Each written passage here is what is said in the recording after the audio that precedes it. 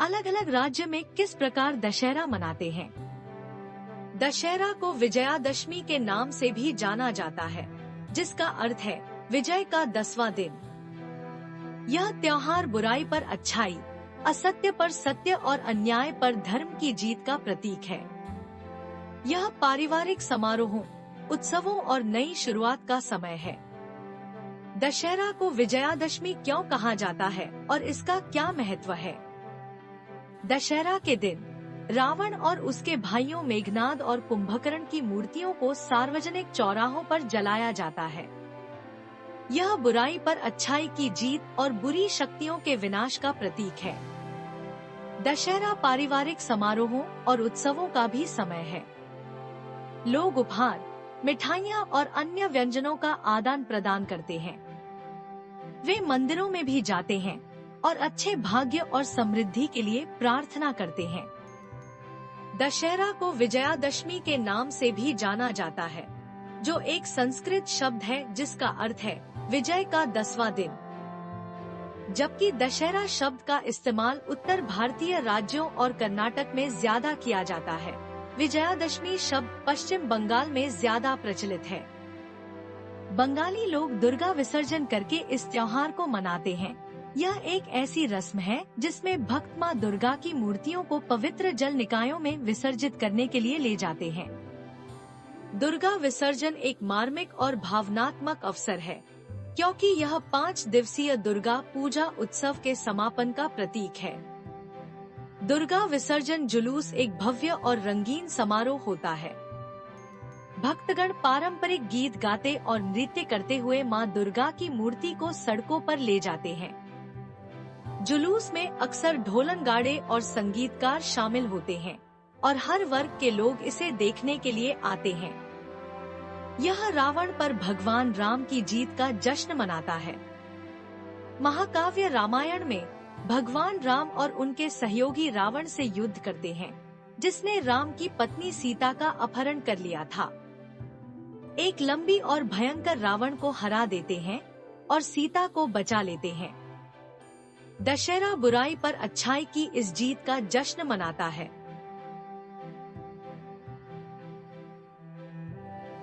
यह 9 दिवसीय नवरात्रि उत्सव के अंत का प्रतीक है।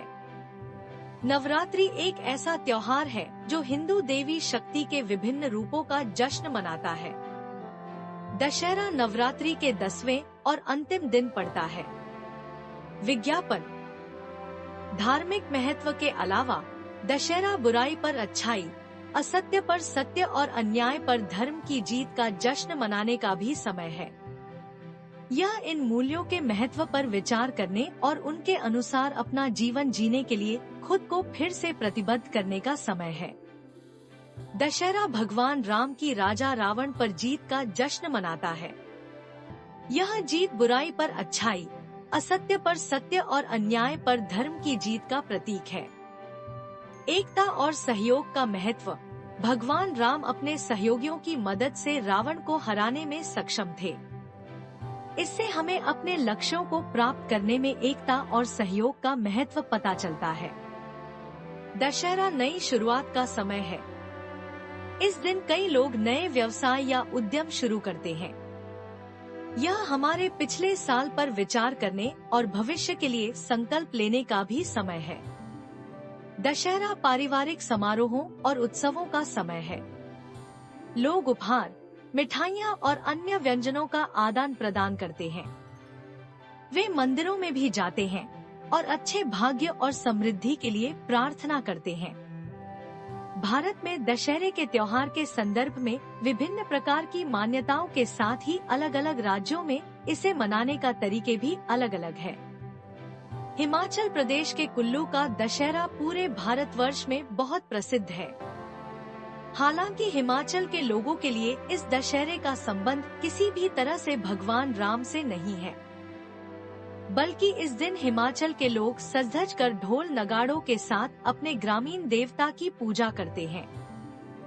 पूरे जोश के साथ भगवान की पालकी निकालते हैं और अपने मुख्य देवता भगवान रघुनाथ जी की पूजा करते हैं। छत्तीसगढ़ के बस्तर में दशहरे को मनाने का मुख्य कारण राम की रावण पर विजय नहीं माना जाता, बल्कि यहाँ के लोग विजयदशमी को मां दंतेश्वरी की आराधना को समर्पित एक पर्व के रूप में मनाते हैं। दंतेश्वरी माता बस्तर के लोगों की आराध्य देवी हैं, जो मां दुर्गा का ही रूप है, और यहाँ यह पर्व पूरे 75 दिन तक चलता है। इस त्योहार की शुरुआत श्रावण मास के अमावस्या से होती है और इसका समापन आश्विन मास के शुक्ल पक्ष की त्रयोदशी को ओहाड़ी पर्व से होता है।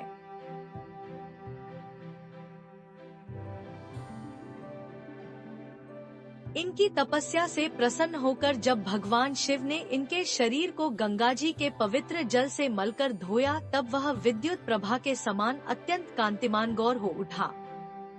तभी से इनका नाम महागौरी पड़ा। गुजरात में लोग नवरात्रि के लोकप्रिय त्योहार में शामिल होते हैं, जो विजयादशमी से पहले 9 दिनों तक मनाया जाता है। देवी दुर्गा और राम दोनों को बुराई पर जीत के लिए पूजा जाता है। मंदिरों में उपवास और प्रार्थना आम बात है। डांडिया रास नामक एक क्षेत्रीय नृत्य, जिसमें रंग बिरंगी सजी हुई छड़ियाँ इस्तेमाल की जाती हैं, और गरबा रात भर चलने वाले उत्सव का हिस्सा होता है। गोवा में इस त्योहार को स्थानीय रूप से कोंकणी में दसरों के रूप में जाना जाता है। यह राक्षस महिषासुर पर दुर्गा की जीत का प्रतीक है। तरंगा के रूप में जाना जाने वाला प्रतीक चिन्ह उत्सव में एक महत्वपूर्ण भूमिका निभाता है, जो पवित्र छत्र है, जो गांव के देवताओं का प्रतीक है। कई मंदिरों में तरंगों का नृत्य आयोजित किया जाता है। गोवा में दशहरा के साथ भविष्यवाणी की जाती है। इस दिन देवताओं के सीमोल्लंघन नामक एक अनुष्ठान आयोजित किया जाता है। इसके लिए लोग अपने गांव की सीमा को प्रतीकात्मक रूप से पार करते हैं। देवताओं के प्रतीक को एक भव्य जुलूस में ले जाया जाता है। परंपरा की जड़ें प्राचीन काल से हैं, जब राजा पड़ोसी राज्य के साथ युद्ध करने के लिए अपने राज्य की सीमा पार करते थे। ये पत्ते सोने का प्रतीक है, और यह अनुष्ठान सोने के आदान प्रदान का प्रतीकात्मक प्रतिनिधित्व है। यह त्योहार किसानों द्वारा फसल उत्सव के रूप में भी मनाया जाता है, और इसका कृषि गतिविधियों से महत्वपूर्ण संबंध है। दशहरा पर चावल, ग्वार, कपास, सोयाबीन, मक्का, रागी, दालें जैसी खरीफ फसलें आम तौर पर कटाई के लिए तैयार होती हैं। किसान इस दिन अपनी कटाई शुरू करते हैं। किसान अपने खेतों से खरीफ की फसलें आगे की प्रक्रिया और व्यापार के लिए लाते हैं। इसके कारण देश के बाजारों में इन फसलों की दैनिक आवक इस अवधि के दौरान आम तौर पर काफी बढ़ जाती है।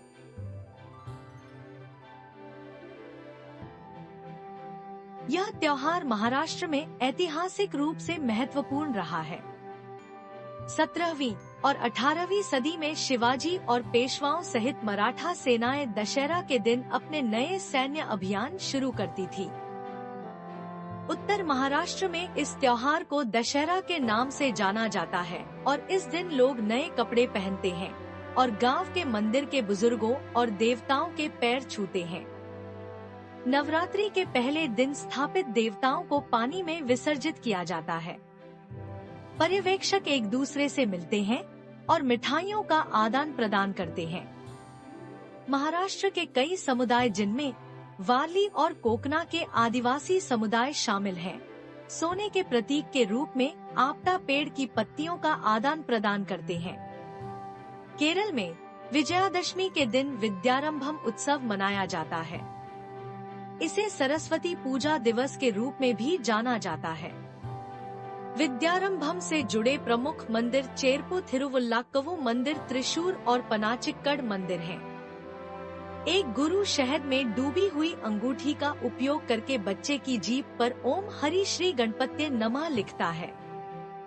बच्चे को उरुली में रखे चावल पर हरि श्री मंत्र लिखने के लिए निर्देशित किया जाता है।